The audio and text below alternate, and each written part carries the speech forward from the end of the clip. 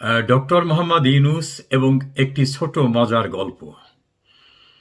Doctor Mohammad Yunus দায়িত্ব গ্রহণ করার পরে জাতিকে স্বপ্ন দেখালেন, তার স্বপ্ন কিভাবে বাস্তবায়ন করবেন সে সকল কথা তিনি বললেন। খুবই সহজ সরলভাবে গোটা জাতিকে উদ্বুদ্ধ করার জন্য যেভাবে কথা বললে আকৃষ্ট হন তেভাবে তিনি কথা বললেন। স্বপ্ন পূরণের অধ্যায় শুরু হলো। প্রথমেই ওনার বিরুদ্ধে দায়ের করা একটা ফৌজদারি মামলা হাইকোর্ট উনি বাতিল চেয়েছিলেন। হাইকোর্ট বললেন যে না, এই মামলা বাতিল করার অবকাশ নাই। তার বিরুদ্ধে উনি সুপ্রিম কোর্ট করলেন।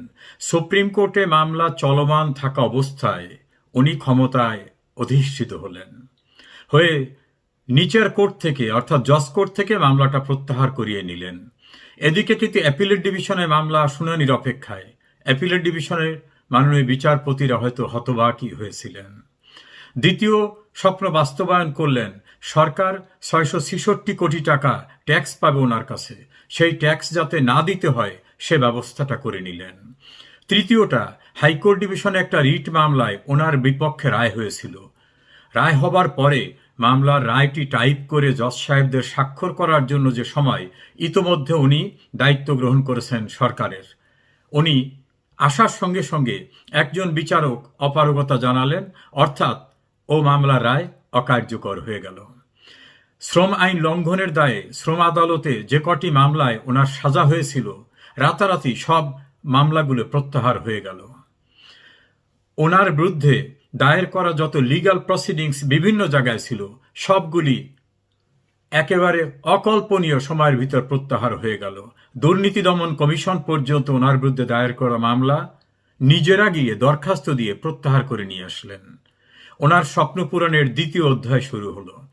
উনি নিজের নামে গ্রামীণ বিশ্ববিদ্যালয় নিয়ে নিলেন।